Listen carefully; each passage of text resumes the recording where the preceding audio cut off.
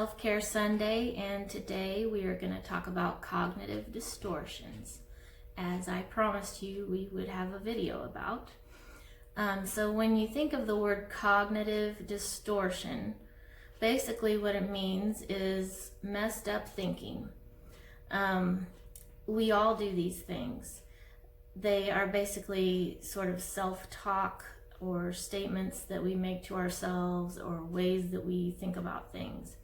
And a lot of us are not even aware that we're thinking this way until we start to pay attention to it and start to notice when we're doing these. Now, the reason we have a list of common cognitive distortions is because we all do it. We're human beings, we all do this from time to time.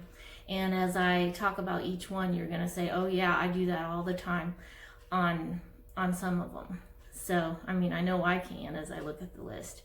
But the goal is not to be perfect and never do these things, because then you wouldn't be human. But the goal is to start noticing when you're doing these things and if they're making you feel bad, so that you can learn to change your self-talk. All right, so the first one of the most common cognitive distortions is all or nothing thinking. See how techie I am? I made these pieces of paper. So all or nothing thinking is basically black and white thinking, where you see things in extremes. It's either good or bad. There's nothing in between. It's very polarized. There's no middle ground. I notice myself doing this a lot, and you really have to be aware of when you're doing this. So you can't be thinking, either I really love this person or I really hate this person. Things are not all good or all bad. You shouldn't use words like always and never, because that's black and white thinking. There's always going to be a gray area in most situations. So I'd say that's a pretty common one. And the next one would be overgeneralizing. Overgeneralizing is basically where you come to a general conclusion based on one single incident or something that has happened, and you just let it cloud your thinking. You might view one negative event as a never-ending pattern of defeat. Let's say you get a poor grade on one assignment, and so you just decide you're a horrible student, and that's just the way it is. So that's overgeneralizing. And the next one is mental filter. Now, some of us have a positive mental filter and some of us have a negative mental filter. So let's talk about the negative one. I do this a lot. With the mental filter, you may only pay attention to the negatives and ignore the positives. So like in school, if I would get an A on a test, I'd be like, okay, well, that's one A. But I still have to worry about this. So I would really always focus on the negatives and the things that needed to improve, instead of taking the time to enjoy the positives and the good things, and sort of reward yourself when there are positive things. You may pick out a single unpleasant detail and dwell on it so that your reality becomes distorted. Let's say at work you get an above average performance review, but instead of being like, okay, that was all right, you focus on all the things you did wrong and all the things they said you need to improve on. That would be using a mental filter. I know, because I'm an expert at that. It's a work in progress. The next one is mind reading. This is the squeakiest chair in the world. If you ever come see me, you'll know I have a squeaky chair. So mind reading is where you automatically assume people are reacting negatively to you. Or you conclude that someone is holding a grudge against you or doesn't like you. A lot of my adolescent clients will do this. They run across a friend in the hallway and they didn't say hi to them, and they're like, why didn't they say hi to me? Well, they must be mad at me, or they must not like me. When in reality, maybe it has nothing to do with you. You can't read their mind. So the next one is fortune telling. Did I spell that right? Yeah.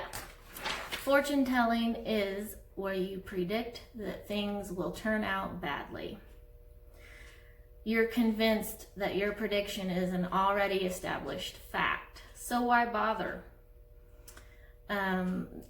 When I was in middle school, high school, I would kind of think, well, I'm not going to even go out for any sports because I'm going to suck at it. So why bother? It sort of gives you a way out when you talk to yourself like that. You're like, well, it's going to turn out bad anyway, so why try? So that one is fortune telling. Next one is either magnifying or minimizing a situation. So by magnifying things, you may blow them out of proportion. You may let things snowball. You know how when a snowball is at the top of the hill, it's little, and then as it rolls down the hill, it gets bigger and bigger. So that would be magnifying something. Also known as catastrophizing, or imagining the absolute worst outcome possible.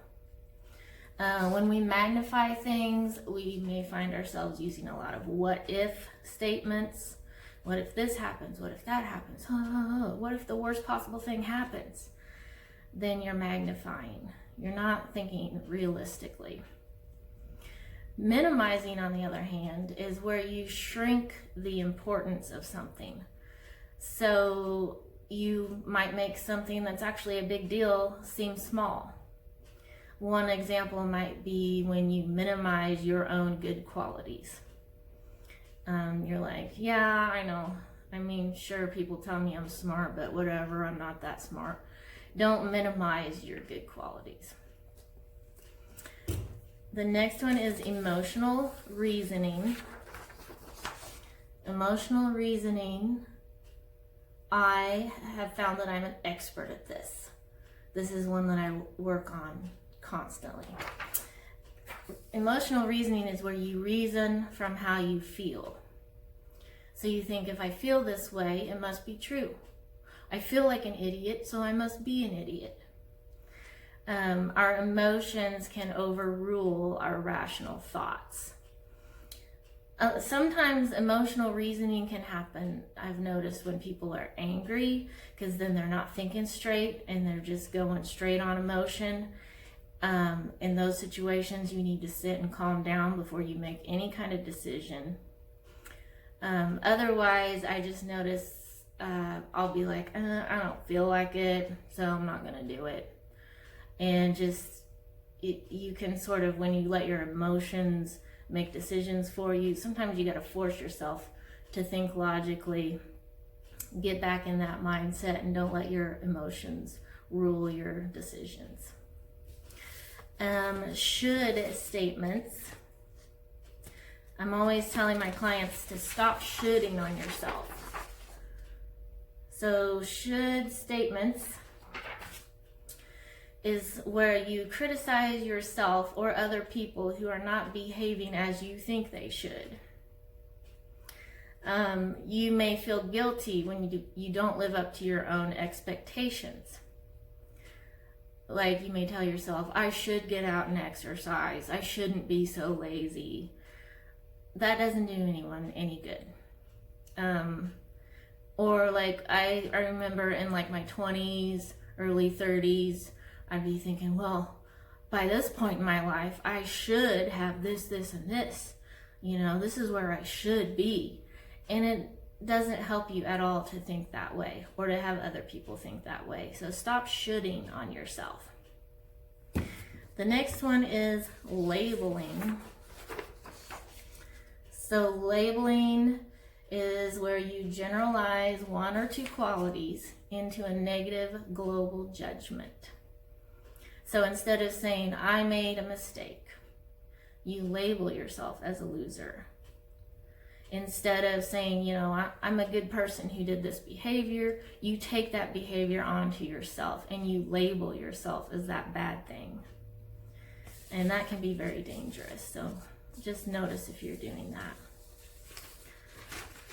Personalization or blame. So sometimes we personalize things. And that means that you might believe that everything that others do is some kind of a direct personal reaction to you. You may take everything personally. You may blame yourself for things you weren't even responsible for. So taking things personally would be like if someone gives you a dirty look at the store and you're like, what's their problem, you know? And you take it personally, when in reality, you have no idea what's going on in their head. So taking things personally will drive you crazy. The other end of that is blame. So if you hold other people responsible for your emotional pain and you're always blaming others and not taking any responsibility, that's just as bad. A lot of times we'll overlook any ways that we may have contributed to the problem. It's easier to blame someone else. Statements like, why do you make me feel so bad? You just have to realize nobody can make you feel a certain way. You do have control over how you feel. You can't blame everyone else for the bad things that are happening or for the way that you feel. So these are just some of the most common cognitive distortions. And now that you know these, I don't want you to feel badly about yourself or use them as a way to make you feel worse when you find yourself doing these. You're human and you're going to do them. But the fact that you will become aware that you're doing it, or even aware when other people are doing it, is going to help you become much more self-aware and insightful. And at that point, you can start to work on changing your self-talk. And once you learn how to change that and not have such distorted thinking, to have more realistic thinking, you'll find that you become much happier. So this is just a little tiny part of cognitive behavioral therapy, but I wanted to go over some of these specifically so you would know what I'm talking about when I say cognitive distortions. All right, so start noticing this week when you're doing these things, and leave me comments, and I'll talk to you again in a week. Have a good one.